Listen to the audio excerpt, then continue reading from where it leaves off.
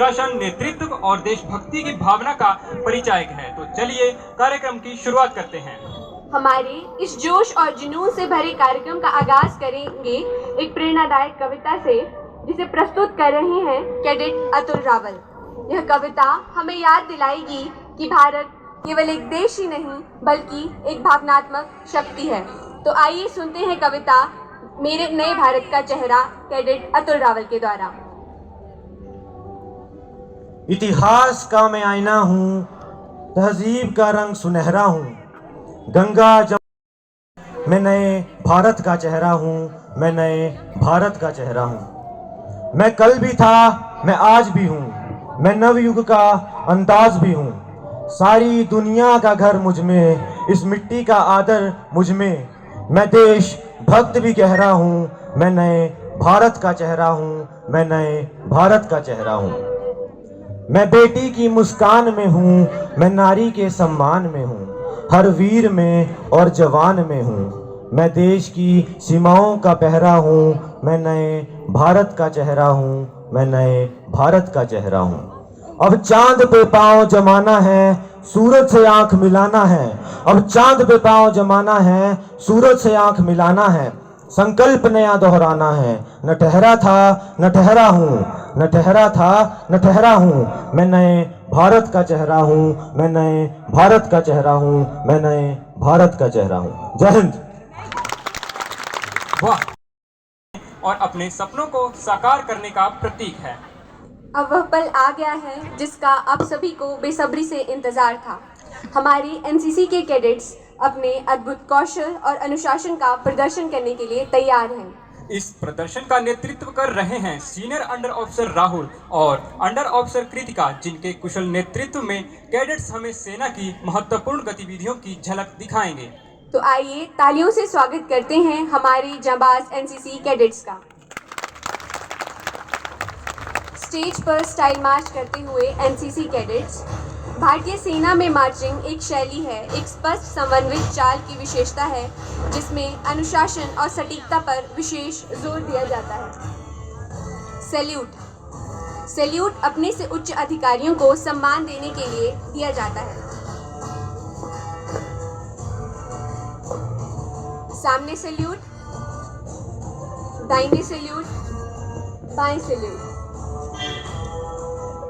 इसके बाद आपके सामने होगी दोनों बाजू लॉक की कार्रवाई।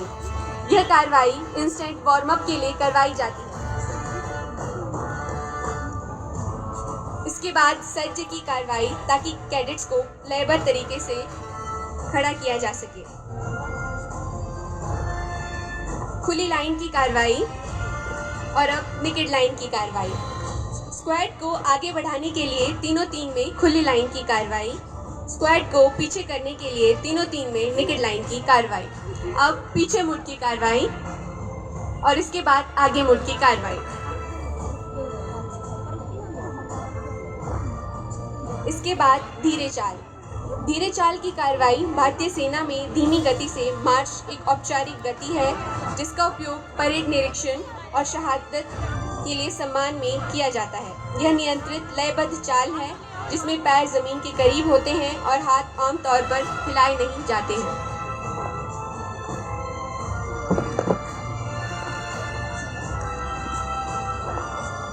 इसके बाद आपके सामने विसर्जन की कार्रवाई। यह कार्रवाई परेड की समाप्ति पर की जाती है।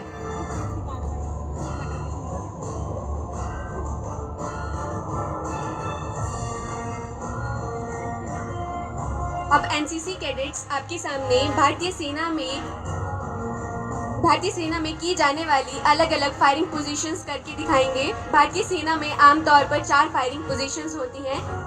सबसे पहले लाइन पोजीशन,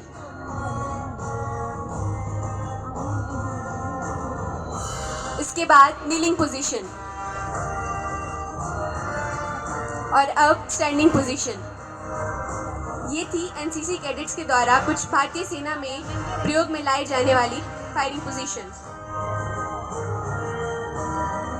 प्लाटून फॉर्मेशन सैन्य टुकड़ी का एक महत्वपूर्ण गठन होता है, जो आमतौर पर एक अधिकारी के नेतृत्व में कार्य करता है। यह एक बटालियन या कंपनी के अधीन होती है।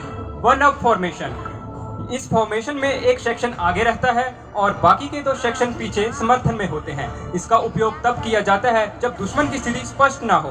2 अप फॉर्मेशन। इस फॉर्मेशन में 2 सेक्शन आगे तैनात किए जाते हैं और एक सेक्शन रिजर्व पीछे रहता है। प्लाटून कमांडर आमतौर पर बीच में या रिजर्व सेक्शन के साथ रहता है ताकि जरूरत पड़ने पर तुरंत प्रतिक्रिया दे सके।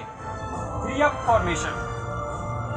इसमें तीनों सेक्शन सामने की लाइन में तैनात होते हैं और कोई रिजर्व सेक्शन नहीं रहता। प्लाटून कमांडर आमतौर पर केंद्र में रहता है ताकि सभी सेक्शनों पर नियंत्रण रख सके। इसका उपयोग फुल स्केल अटैक में जब अधिकतम ताकत की जरूरत हो या बड़े इलाकों को घेरने और स्कैन करना हो। अब आपके सामने एनसीसी कैडेट्स सेक्शन फॉर्मेशन करके दिखाएंगे, यानी रणनीतिक सैन्य संरचना का प्रदर्शन करेंगे। सेक्शन भारतीय सेना की सबसे छोटी सैन्य इकाई होती है जिसमें 6 से 12 क्रमिक होते हैं। सबसे पहले एरोहेड फॉर्मेशन। एरोहेड फॉर्मेशन का प्रयोग सैन्य रणनीतिक अग्रणी किनारे के साथ सैनिकों को एक नुकीले त्रिकोणीय आकार में तैनात करने के लिए किया जाता है। इसके बाद